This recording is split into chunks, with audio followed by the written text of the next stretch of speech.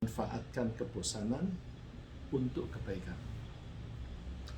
Rasa bosan itu bisa berakibat buruk dan bisa berakibat baik.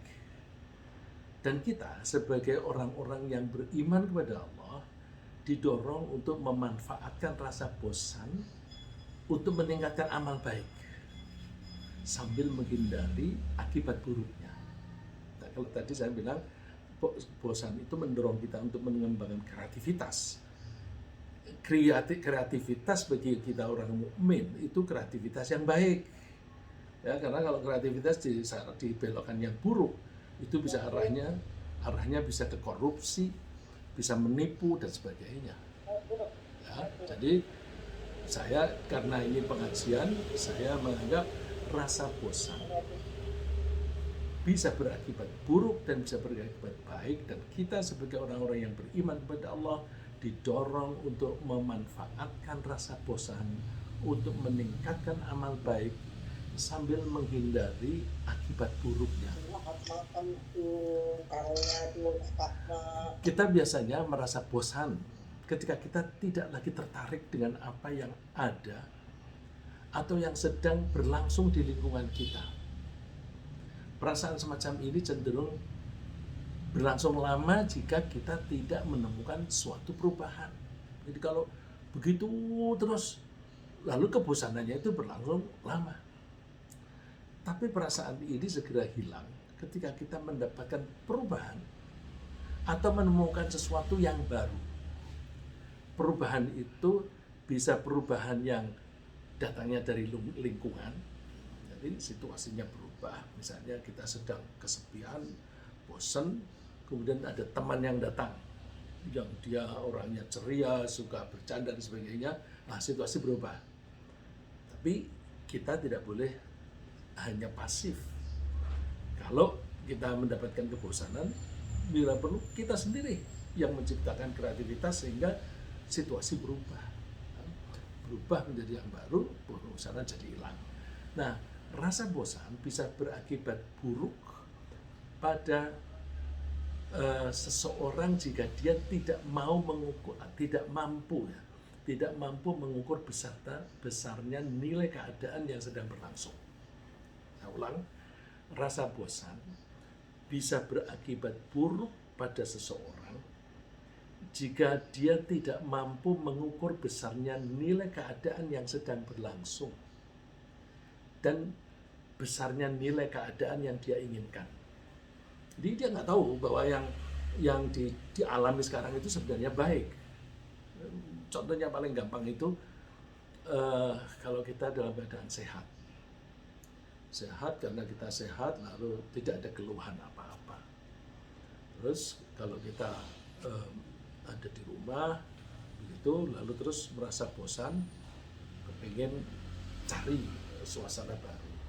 Nah, dia tidak tahu besarnya nilai sehat. Sehat itu nilainya besar sekali. Lalu dia keluar justru mencari tidak sehat. Misalnya di luar itu lagi musim dingin yang kuat sekali. Nah, dia keluar itu berbahaya misalnya. Ya. Jadi kita mesti mengetahui nilai besarnya nilai yang sedang kita alami dan nilai yang akan kita cari. Ini ada contoh Bani Israel pada zaman Nabi Musa alaihissalam itu bosan dengan makanan yang mereka konsumsi sehari-hari sehingga mereka menginginkan jenis makanan yang lainnya. Sebagaimana kita ketahui dari Al-Quran, Bani Israel itu kan dibawa keluar oleh Nabi Musa keluar dari Mesir karena mereka disiksa oleh Raja Fir'aun. Karena Fir'aun tidak mau berhenti menyiksa mereka, maka Nabi Musa diperintahkan oleh Allah untuk membawa keluar. Lalu eksodus mereka. Nah, ketika keluar di perjalanan mereka sudah menyeberang laut terus sampai di Sinai. Di Sinai itu ada bukit dan di bawahnya itu dataran rendah. Mereka berada di bawah situ. Nah, karena mereka itu banyak melakukan pelanggaran, sudah diperingatkan oleh Nabi Musa, tapi mereka tetap melanggar, lalu mereka dihukum oleh Allah dengan dilarang keluar dari daerah situ. Bagaimana cara melarang? Allah membuat mereka kalau mau keluar dari daerah situ, nanti seperti orang yang kebingungan, balik lagi. Loh, kok sampai di sini lagi? Karena itu dilarang oleh Allah untuk keluar dari situ. Nah, tempat di mana mereka bingung itu kalau bahasa Arab disebut atih, bukan teh ya. Atih itu tempat di mana mereka mengalami kebingungan. Nah, ketika mereka tidak bisa keluar dari situ, mereka butuh makan dan minum. Lalu Nabi Musa mohon kepada Allah, karena Nabi Musa ini kekasihnya Allah, maka dituruti aja. Butuh minum, Nabi Musa diperintahkan, coba pukulkan tongkatmu itu ke batu. Dipukul, batunya keluar mata air. Karena Bani Israel itu terdiri dari 7 kelompok, dari 7 bersaudara. 7 bersaudara itu anak-anaknya Nabi Yakub, semuanya ada 12. Maka klan mereka itu ada 12. Oleh Allah dituruti, dikasih mata air itu 12. Karena memang mereka dari dulu suka berantem, suka berebut. Terus kasih 12. Lalu makannya apa? Diberi namanya al-manna dan salwa. Manna ini bentuknya apa? Ini banyak orang yang berbeda pendapat, karena itu memang dari Allah langsung ya, sehingga tidak bisa dikenali sekarang ini, itu semacam mukjizat. Manna itu ada mengatakan partikel-partikel yang datang dari atas kemudian di bawah itu mereka kumpulkan, bisa diolah menjadi roti. Terus ada salwa, itu semacam madu. Salwa itu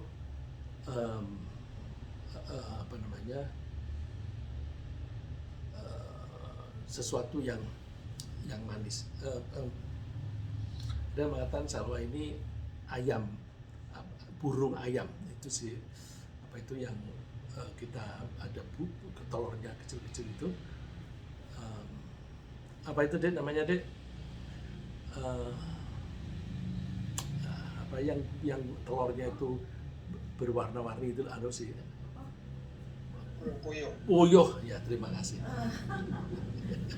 Salwa. Nah itu mereka mendapatkan konsumsi itu, gizi cukup, gula cukup dan sebagainya. Tapi karena setiap hari mereka makan itu, mereka merasa bosan. Ini Allah menyebutkannya, wa dhallalna 'alaihimul ghamama wa anzalna 'alaikumul manna wassalwa. Karena sayangnya Allah kepada Nabi Musa, lalu Allah memberi kebaikan kepada kaumnya, dikasih teduhan berupa awan. Itu di padang pasir, tetapi nggak panas karena ada awan. Terus kami turunkan kepada mereka, diturunkan oleh Allah al-manna dan salwa. Lalu Allah merintahkan, kulu min thayyibati ma razaqnakum. Silakan makan rezeki yang baik untuk kalian. Lalu mereka merasa bosan dengan 2 jenis makanan yang sama, sehingga mereka meminta kepada Nabi Musa untuk berdoa agar Allah memberi mereka jenis makanan yang lain. Di berikutnya, wa idh qultum ya Musa lan nasbiru ala ta'amin wahid. Ketika kalian ini kepada Bani Israel zamannya Nabi Muhammad, suku yang dari keturunan yang sama itu dianggap satu, maka dibilangnya ketika kalian Bani Israel gitu. Ketika kalian mengatakan kepada Musa, hai Musa, kami nggak sabar dengan makanan yang satu macam ini. Fad'u lana rabbaka yukhrij lana mimma tunbitul ardu min baqliha wa qithaiha wa fumiha wa adasiha wa basaliha. Mintalah kepada Tuhanmu supaya Tuhanmu memberi kita tumbuh yang bisa keluar dari bumi, macam-macam. Ada sayur mayur, ketimun, bawang putih, kacang adas, dan bawang merah. Nabi Musa marah, mereka minta itu. Nabi Musa marah karena apa? Mereka justru meminta sesuatu yang nilainya lebih rendah dibanding apa yang mereka sudah peroleh selama itu, yaitu manna dan salwa. Nah, ini contoh bahwa mereka sudah diberi yang nilainya lebih tinggi, tapi bosan. Nah, karena mereka tidak bisa mengukur tingginya nilai yang mereka miliki, mereka kepengen ganti sesuatu yang nilainya lebih rendah. Akibatnya Allah murka kepada mereka. Nabi Musa memperingatkan mereka, qala atastabdiluna alladhi huwa adna billadhi huwa khair? Apakah kalian minta ganti yang lebih baik, kamu minta yang lebih buruk, yang lebih rendah nilainya. Ihbitu misran fa innalakum ma sa'altum. Kalau mau yang bermacam-macam itu, udah kamu pergilah ke satu kota. Nanti kalian akan memperoleh apa yang kalian minta. Bisa beli di pasar.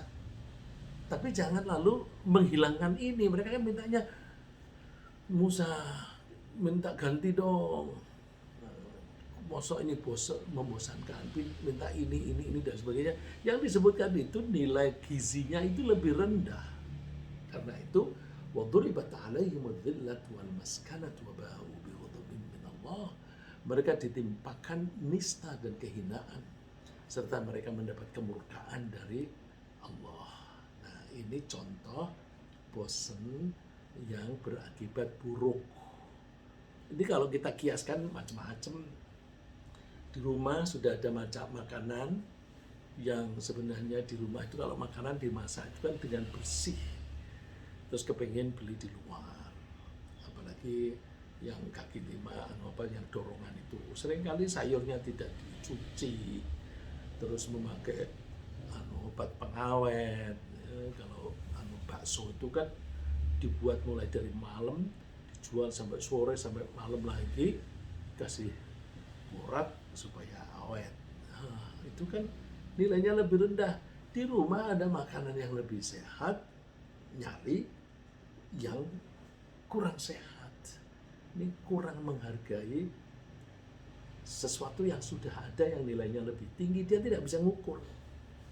Lebih berbahaya lagi kalau di rumah itu sudah punya istri yang baik, yang setia.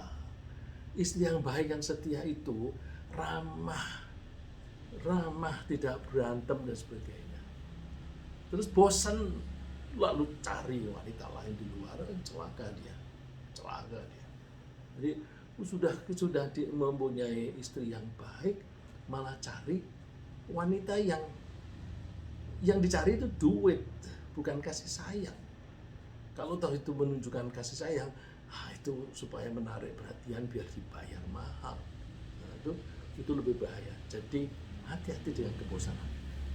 Contoh lain dari zaman dulu, ya, yang ada di dalam Al-Quran. Ada masyarakat di suatu daerah namanya Sabah. Nah, masih ingat Sabah itu daerah yang dulu pernah dikuasai oleh raja wanita namanya Bilqis atau Balqis, yang kemudian nikah dengan Nabi Sulaiman. Nah, Sabah itu di suatu tempat di Saudi Arabia bagian bawah, yang sekarang itu ya Yaman di situ. Ya. Nah, mereka itu sebenarnya hidup dalam kenikmatan karena tanah mereka itu subur sekali. Mereka membuat bendungan yang kemudian aliran airnya itu bisa diatur dengan baik. Ini berarti bendungan dan irigasi itu sebenarnya dari dulu sudah ada. Ya. Kalau zaman dulu sudah ada dengan baik, kenapa kita tidak bisa mengembangkan itu? Yang di tanah yang Jawa ini tanahnya itu sangat subur, ya. Nah, itu mereka kebun-kebun mereka itu subur, digambarkan oleh Allah laqad kana li sab'in fi maskanihim ayah jannatin ayyamin wa shimal. Mereka mempunyai tempat tinggal yang bisa menjadi tanda kebesaran Allah, yaitu di kiri kanan mereka itu ada kebun-kebun yang subur, sampai Allah menganjurkan, mempersilahkan, kulu min rizki rabbikum washkurulah, silahkan makan rezeki Tuhanmu dan bersyukurlah kepada Tuhan. Baldatun thayyibatu wa rabbun ghafur, negaramu baik, Tuhan pun mengampuni. Waktu itu mereka bersyukur kepada Tuhan. Ya, tapi kemudian mereka bosan. Bosan itu omongannya, jadi karena di subur tanahnya, di mana-mana itu ada kebun yang berbuah dengan baik, maka mereka berjalan di sana itu enak, nggak usah bawa bekal, nggak apa-apa. Jalan terus ada buah, mereka bisa ngambil, bisa metik dan sebagainya. Nah, mereka itu kepingin daerahnya itu terpencar-pencar. Terpencar-pencar itu artinya ada kebun yang subur, kemudian ada tanah kosong yang tandus, terus nanti ada kebun lagi gitu. Lu sudah diberi kesuburan yang meluas, merata, kepengen yang ceplok-ceplok begitu, bergerombol-gerombol, dan mereka tidak bersyukur kepada Allah. Lalu mereka diberi akibat buruknya dari kebosanan mereka. Kesuburan kebun mereka itu yang membuat mereka itu makmur, justru membuat mereka sombong, sehingga mereka meninggalkan kebiasaan mereka berbakti kepada Allah dan bersyukur. Bahwa mereka tidak lagi berbakti kepada Allah dan tidak lagi bersyukur, itu berakibat sama dengan kebosanan, yaitu mengakibatkan seseorang atau masyarakat meninggalkan kebiasaan yang baik. Orang yang bosan itu kan meninggalkan apa yang sudah ada. Oleh karena mereka mengubah kebiasaan baik, lalu Allah menimpakan bencana berupa banjir yang besar sekali, kita disebut banjir bandang, yang banjir itu saking derasnya bisa mengikis humus tanah itu, lalu hilang kesuburannya. Ini berarti Allah mengubah nasib mereka setelah mereka mengubah kebiasaan mereka. Dulunya mereka itu mengabdi kepada Allah, mereka mengubah dirinya menjadi tidak mengabdi. Dulu mereka bersyukur, lalu terus tidak bersyukur. Jadi mereka berubah pola pikir dan perilaku, lalu Allah mengubah lingkungan kehidupan mereka. Fa'aradu fa'arsalna 'alaihim sailal 'arimi wa badalnahum bi jannatayhim jannatayn dhawatai ukulin khamtin wa athrin wa syai'in min sidrin qalil. Tapi mereka itu berpaling, maka kami datangkan kepada mereka banjir yang besar. Sailal arim itu, al-arim itu artinya besar, artinya banjir yang besar, banjir bandang. Tapi ada yang mengatakan al-arim itu nama bendungan. Nama bendungan, bendungannya itu karena hujannya lebat, airnya terlalu banyak, lalu jebol. Nah, jebolnya ini menyebabkan banjir bandang. Wallahu alam, apakah arim itu dari bendungan atau besar? Tapi yang jelas banjirnya itu besar sekali.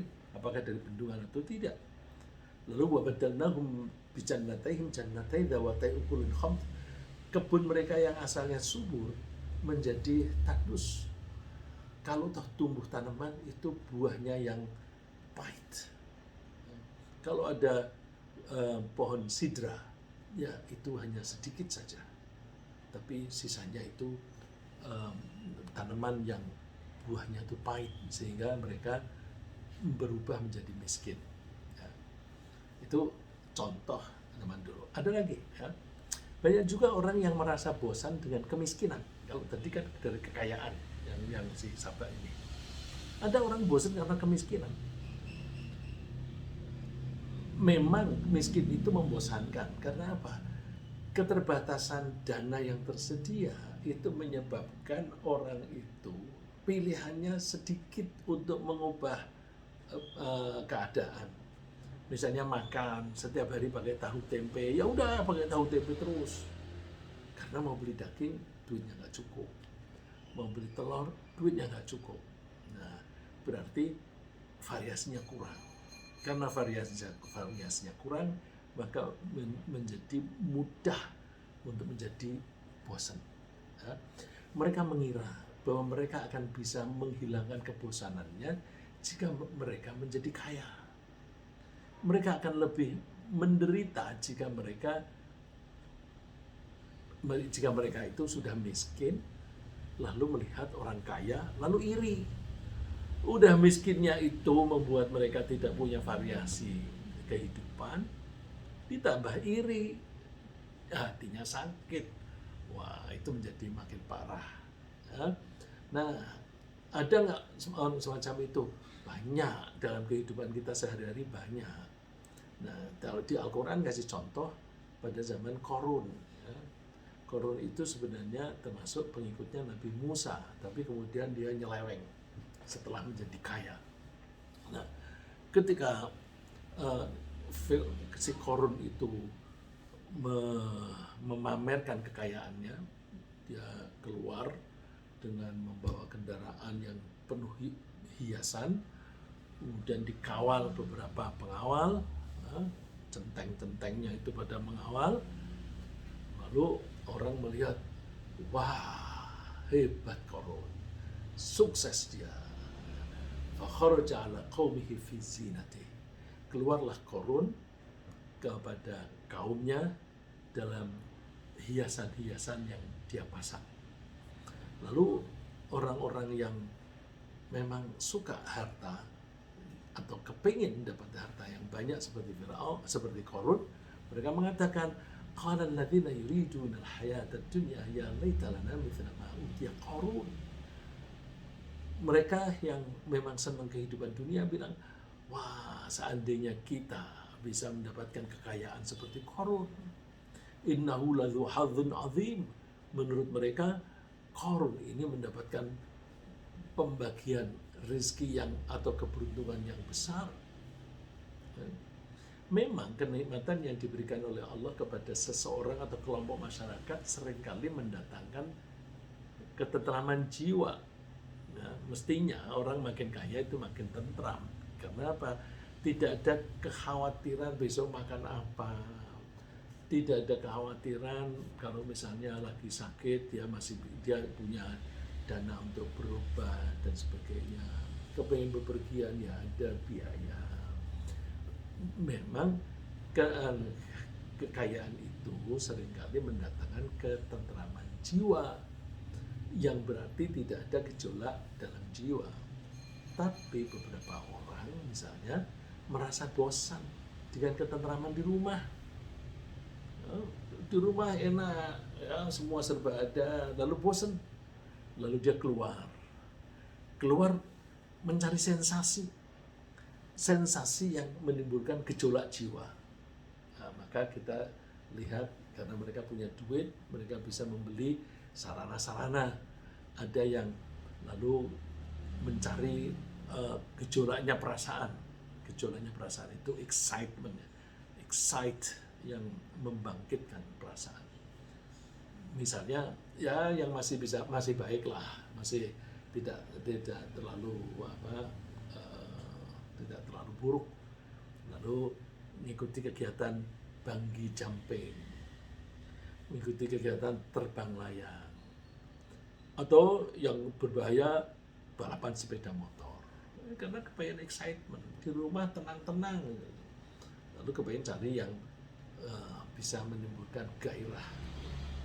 Ada juga yang mencoba menghilangkan kebosanan dengan cara joget-joget di klub malam dan sebagainya. Nah, jika kegiatan yang semacam ini yang dipilih, maka memang mereka mengalami perubahan kejiwaan. Tapi banyak negatifnya. Mereka menjadi terekspos ke lingkungan yang tidak baik. Mereka ketemu dengan wanita yang bukan istrinya. Wanita itu lalu mendekati, merayu, lalu disuguhi minuman keras dan sebagainya. Memang itu memberikan variasi hidup, tapi itu membahayakan kehidupan. Sebenarnya sih minuman keras dan sebagainya itu kan bisa bikin kecanduan, dan dirayu wanita semacam itu juga bikin kecanduan, kepingin mengulangi lagi. Ya. Jadi hati-hati kalau kita itu dalam keadaan yang tenang. Tenang itu artinya tidak banyak gelombang, tidak banyak gejolak. Nah itu kita bisa lalu merasa monoton hidup kita, lalu terus mencari variasi. Karena itu hati-hati. Nah, bagaimana cara mengatasi kebosanan, tapi kita jangan terjerumus, supaya kita mengatasi kebosanan itu dengan kegiatan yang positif, mencari lingkungan baru atau kegiatan baru yang bernilai tinggi. Saya ambilkan beberapa contoh ya, yang tentu yang berdasarkan keimanan. Misalnya, kalau kita mendapatkan ketentraman, apakah ketentraman itu karena sehat atau karena kaya dan sebagainya, kita bersyukur. Nah, untuk bersyukur itu kita perlu merenungkan agar kita menemukan nilai tambah atau nilai yang tinggi dari keadaan yang kita punyai. Ya, misalnya kalau tadi makanan tahu tempe melulu, kita lihat kelebihannya apa. Dari segi gizi, insya Allah kalau itu memang cukup ya paling tidak bisa menjaga kesehatan kita. Tapi kita lihat, memang ini tahu tempe doang, tapi kan ini halal. Itu makanan itu lebih bervariasi, tapi kan tidak halal. Bisa begitu. Bisa juga dilihat, memang tahu tempe, tetapi kan ini bersih, sehat.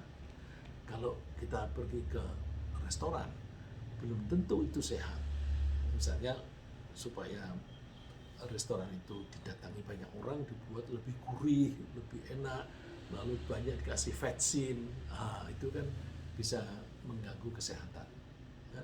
Jadi kita belajar mensyukuri apa yang ada di depan kita, sehingga kita mendapatkan atau menangkap value yang tinggi dari yang kita hadapi dibanding dengan apa yang ada di luar yang value-nya lebih rendah.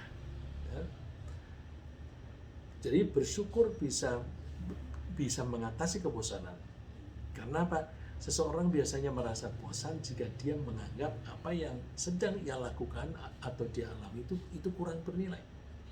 Anggapan ini bisa berubah jika dia menyadari bahwa apa yang sedang dia lakukan atau dia alami itu justru bernilai tinggi, sehingga dia bisa menghargainya dan mensyukurinya. Bersyukur bahkan akan meningkatkan ketentraman hati yang sangat. Ketentraman hati itu sangat berharga bagi kita, karena ketentraman hati itu bisa meningkatkan efisiensi penggunaan energi dalam tubuh kita. Jadi kita setiap hari kan makan, minum, itu kan memberi input energi.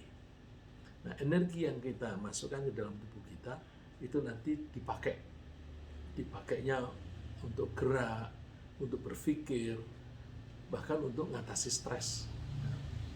Nah, kalau orang tentram itu penggunaan energi itu lebih efisien. Jadi kalau kita tentram, maka penggunaan konsumsi energi akan efisien, tidak menghabiskan energi yang banyak untuk mengatasi stres atau kegalauan, sehingga kita lebih mudah konsentrasi dalam bekerja. Kalau kita gundah atau tenang, kita akan lebih mudah berpikir, konsentrasi dalam berpikir ketika kita tenang. Dan karena tenang, kita lebih bagus atau lebih mudah mengambil kesimpulan. Karena setiap hari kita itu kan menghadapi problem, ada perubahan dan sebagainya, kita olah, kemudian kita nilai, lalu kita sampai kepada suatu kesimpulan. Berdasarkan kesimpulan itu kita lalu menyusun suatu strategi, lalu kita action. Nah itu kalau kita itu tenang, enak. Dan kalau kita itu tenang, tidak mudah capek, tidak mudah marah, dan daya tahan tubuh tetap tinggi. Karena kalau orang yang stres, energinya itu sebagian besar dipakai untuk mengatasi stres tadi. Sehingga sisanya energi itu tinggal sedikit. Karena tinggal sedikit, maka kemampuan memproduksi zat imun itu menjadi kecil. Karena kemampuan memproduksi zat imun itu kecil, maka orang itu menjadi rawan penyakit, rawan kena infeksi. Dan kalau dia sudah sakit, sulit sembuh karena zat imunnya kecil, sedikit gitu. Ya, lebih jauh lagi, Allah tidak akan, kalau orang kita itu bersyukur, itu nikmatnya lagi apa? Allah tidak menimpakan siksaan kepada orang yang bersyukur. Jadi kalau kita bersyukur, Allah tidak akan menyiksa kita. Allah berfirman, "Ma yaf'alullahu bi'adzabikum in syakartum wa amantum." Allah tidak akan menimpakan siksaan kepada kalian kalau kalian bersyukur dan beriman. Wa kana Allahu syakiran 'alima. Allah itu maha mensyukuri. Maha mensyukuri itu artinya kita berbuat sedikit, tapi dibalas oleh Allah dalam jumlah yang lebih banyak. Itu namanya Allah maha bersyukur. Dan Allah maha mengetahui. Jadi salah satu langkah untuk mempositifkan atau mengubah kebosanan menjadi kegiatan atau keadaan yang lebih baik, yaitu bersyukur. Yang kedua, kita mencoba ketika bekerja, misalnya kita tuh melakukan pekerjaan dengan caranya begitu aja, bosan kita. Terus kita cari cara-cara yang tidak membosankan. Misalnya kita jadi guru, jadi dosen. Bosan, gimana nggak bosan ngajarnya tuh duduk terus. Nah, coba kalau ngajar sambil berdiri, berjalan di lorong sini, lorong situ, kemudian memperhatikan mahasiswa atau siswanya, itu kan menjadi bervariasi dan mengajar itu menjadi menggairahkan karena di situ banyak variasi. Nah, maka ketika kita mengajar, coba kita hindari cara-cara yang membosankan diri kita sendiri dengan cara begitu. Dan menurut saya itu mengajar itu suatu kegiatan yang paling menyenangkan karena murid yang dihadapi itu ganti-ganti. Ada murid yang cerdas, ada yang kurang cerdas, ada yang nakal, ada yang tidak nakal, ada yang kreatif dan ada yang kurang kreatif. Itu merangsang kita untuk bagaimana menghadapi anak yang pasif ini supaya dia lebih aktif. Itu merangsang pola pikir kita, itu menjadi menyenangkan. Nah, yang lebih sederhana, kalau kita itu melakukan kegiatan itu sama terus, misalnya bikin nasi, caranya diliwet, liwet kalau bahasa Jawa itu liwet ya, liwet itu istri saya bilangnya adang. Nah, kok bosen pakai nasi seperti itu? Ya udahlah, metodenya diganti-ganti. Kadang-kadang digoreng ya, nasi goreng. Terus kadang-kadang dicampuri dengan kelapa menjadi nasi uduk. Terus dibikin nasi kuning, nasi kebuli, kadang-kadang dibikin bubur dan sebagainya. Nah, variasi ini kan menghilangkan kebosanan. Nah, bagusnya apa? Mengembangkan kreativitas. Gitu. Nah, berganti. Kemudian kalau kita zikirnya kok subhanallah, subhanallah, subhanallah, lama-lama bosan. Ya, jangan hanya subhanallah.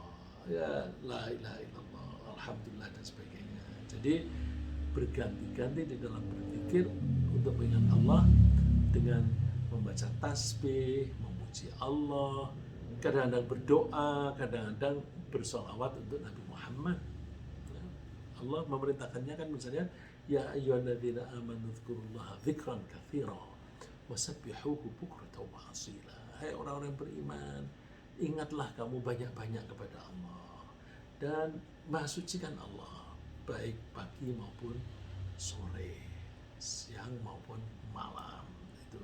Jadi zikirnya itu ganti-ganti. Nanti kalau bosan ganti baca Quran gitu. Jadi ganti-ganti.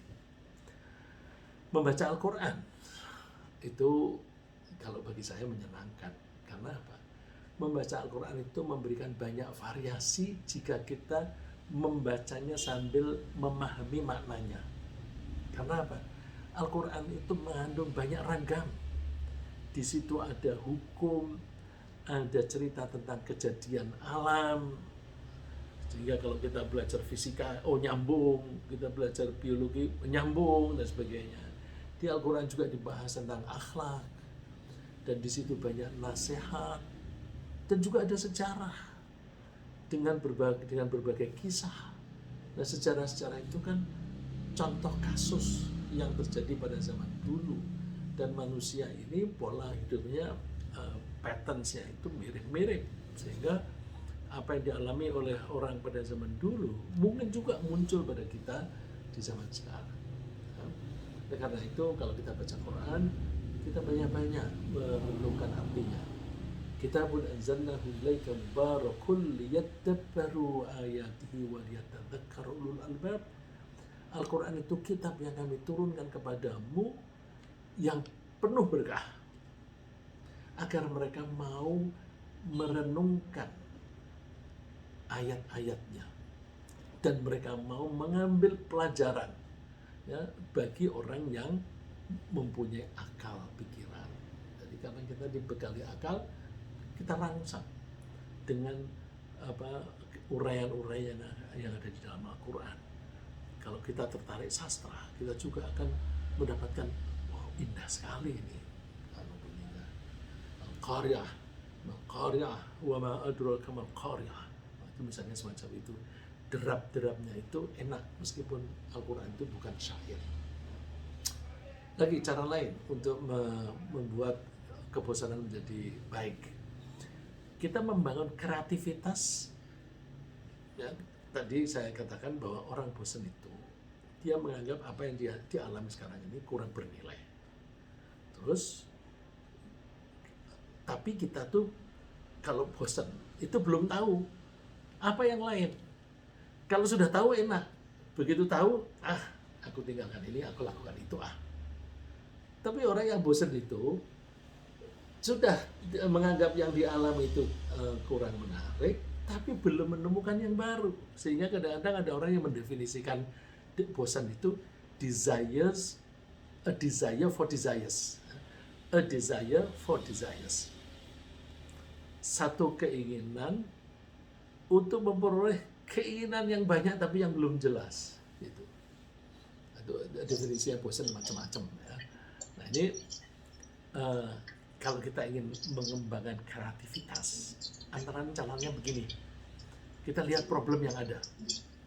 Problem yang ada dalam diri kita sendiri, ada problem yang ada di keluarga, ada problem yang ada di masyarakat. Kalau di rumah tangga gampang.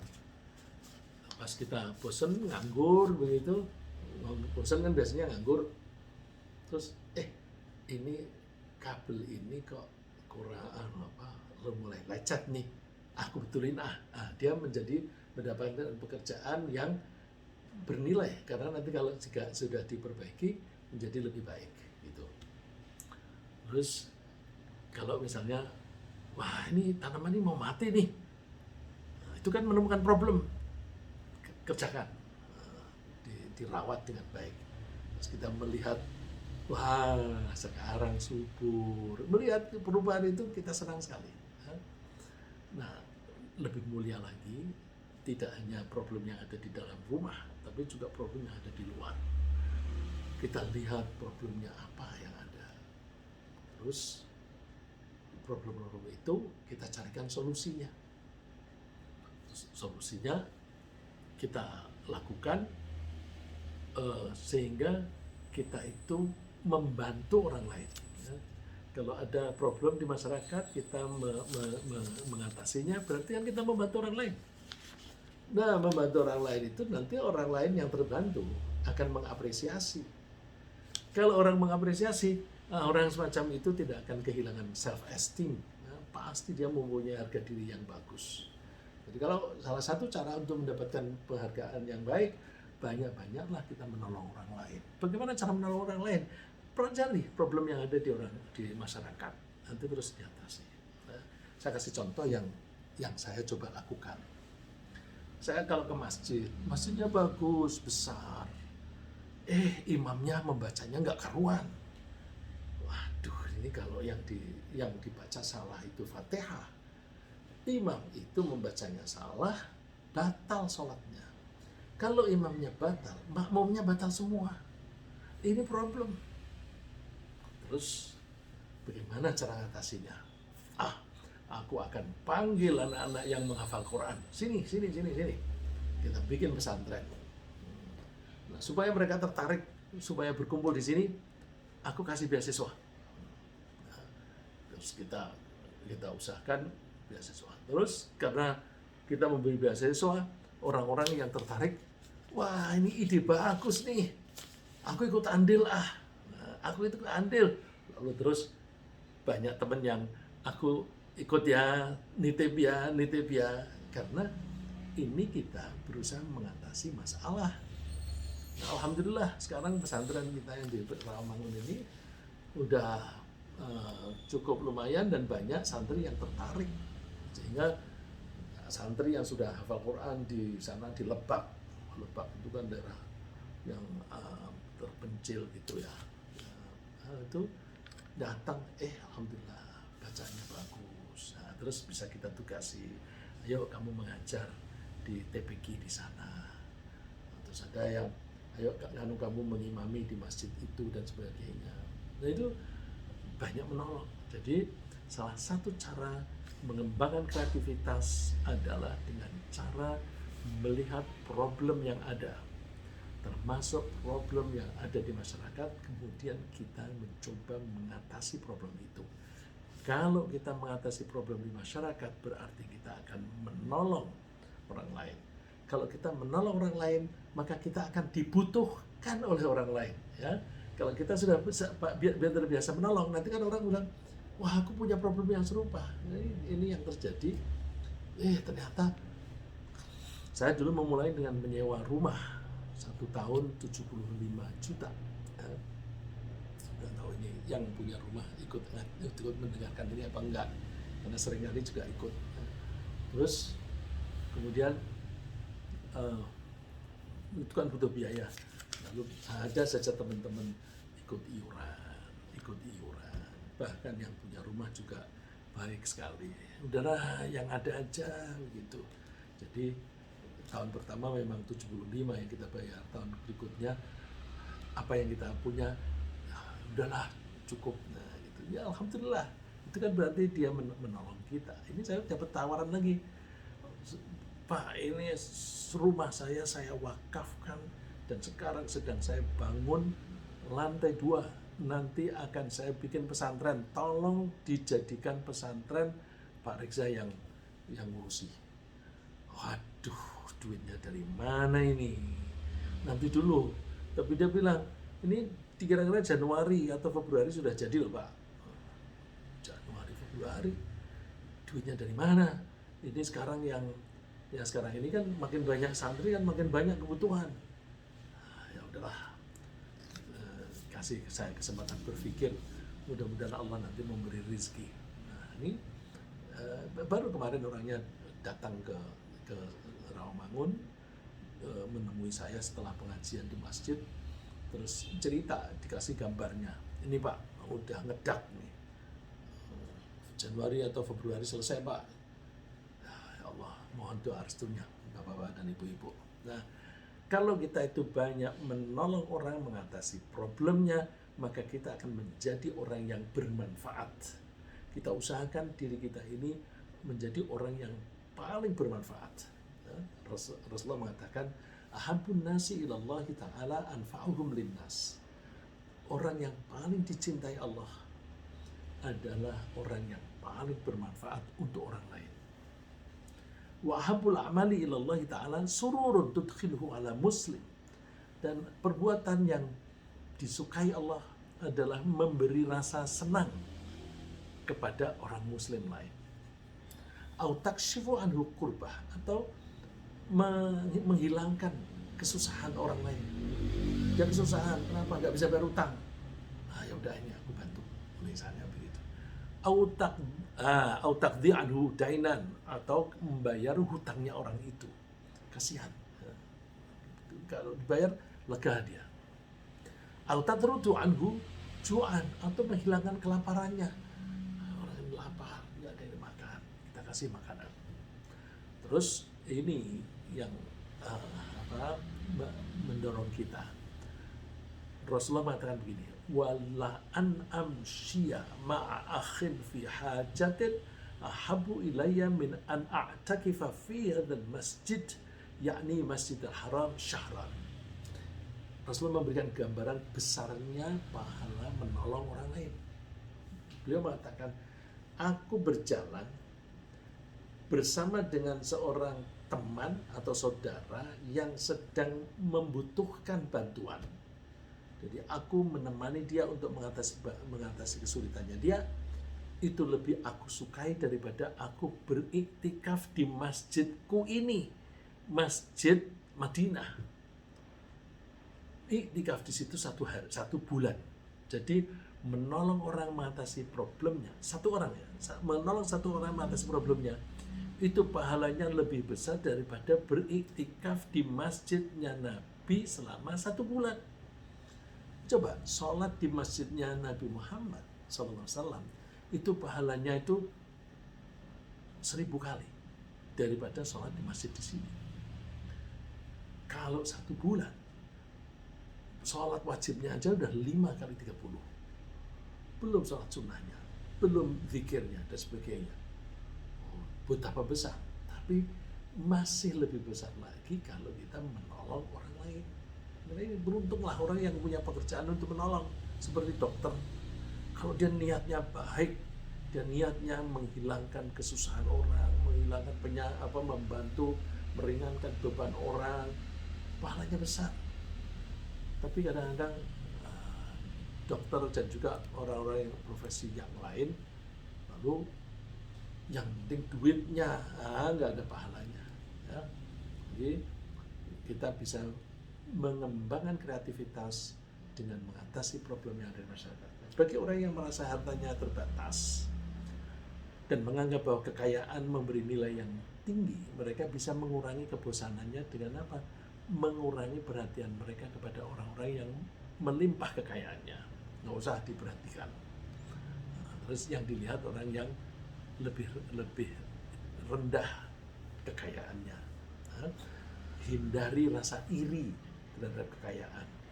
Wala tamuddanna 'ainaka ila ma mata'na bi azwajin minhum zahratal hayatid dunya linaftinahum fih. Kamu jangan berlama-lama melihat kekayaan yang diberikan kepada kelompok lain. Kekayaan itu hanya sebagai kembangan hidup, tapi di situ banyak ujian. Bagaimana nggak banyak ujian? Orang yang banyak kekayaannya biasanya sibuk. Karena sibuk jadi uji. Dia terlalu asik dengan bisnisnya atau sholat, sehingga seringkali orang yang kaya menjadi makin sibuk lalu tidak sempat sholat. Itu kan ujian. Wa rizqu rabbika khairu wa abqa. Rezeki Tuhanmu itu lebih baik dan lebih kekal. Nah, di samping itu kita juga perlu mempelajari nilai tinggi yang ada pada keimanan dan kesabaran. Itu nilainya tinggi sekali. Karena apa? Keimanan dan kesabaran itu menawarkan pahala yang besar dan bisa mengantarkan kita untuk masuk surga kelak di akhirat. Kepada itu orang-orang yang iri kepada Qarun tadi, ada orang yang berilmu memperingatkan, wa qala alladziina utul 'ilma wailakum thawabullahi khairun liman aamana wa 'amila shalihan. Celaka kamu. Kenapa kamu menginginkan kekayaan seperti Qarun? Pahalanya Allah itu lebih baik bagi orang yang beriman dan beramal saleh. Karena pahala itu nanti dicadangkan untuk kenikmatan hidup di akhirat. Nah, yang bisa memperoleh itu hanya orang yang sabar. Wala yulaqaha illa sabirun. Orang yang sabar. Karena apa? Nanti memetiknya itu besok di akhirat. Butuh sabar. Nah, jadi Demikian, mudah-mudahan ini memberikan gambaran kalau kita bosan, kita ubah kebosanan itu menjadi hal yang baik. Rezeki dan kekayaan yang stabil itu bisa menimbulkan kebosanan. Beberapa cara mengubah kebosanan menjadi kebaikan antara lain berusaha mensyukuri nilai lebih dari keadaan yang ada. Dengan melakukan kegiatan dengan cara yang bervariasi, diganti-ganti metodenya. Lalu mengembangkan kreativitas dengan menolong masyarakat dalam mengatasi problem. Semoga Allah membimbing kita untuk menjadi hamba-hambanya yang pandai bersyukur kepadanya. Amin.